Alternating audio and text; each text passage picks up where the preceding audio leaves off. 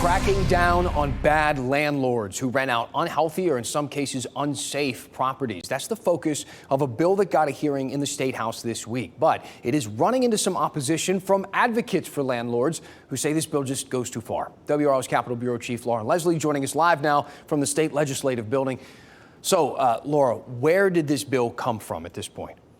It was filed by a first-term Republican from Elizabeth City. His name is Representative Mike Ward. And he said local officials in his district asked him to change the law to give them more power to go after landlords who rent out properties that don't meet health or safety codes. Ward is a landlord himself, and he's a retired law enforcement officer. He says over the years he's been inside some rentals. He said he wouldn't put a dog in.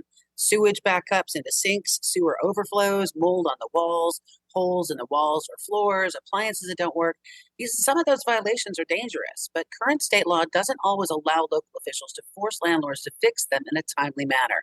And it's usually low-income people who have to live in those rentals. They may not have the money to move out or to take a landlord to court. So what does Ward want to do about it? Tell us about this bill. How does he want to change the law? Right. He wants to set up local registries for frequent flyers, essentially, properties that have histories of multiple health and safety violations that don't get fixed within 21 days. He said the owners would have to pay a fee to fund that program, and they'd be subject to more frequent inspections, possibly fines, maybe even liens on the property if they don't keep it up. He also wants to include properties that have a high incidence of crime on that registry. Advocates for landlords, they're fighting this. In some cases, you could say the bill looks like it might be in a little bit of trouble. It didn't get a vote this week.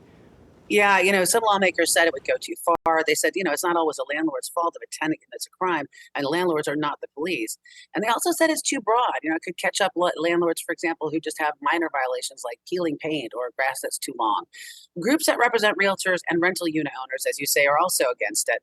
They say the current law gives local officials enough power over landlords as it is, although they admit there are clearly some bad apples out there.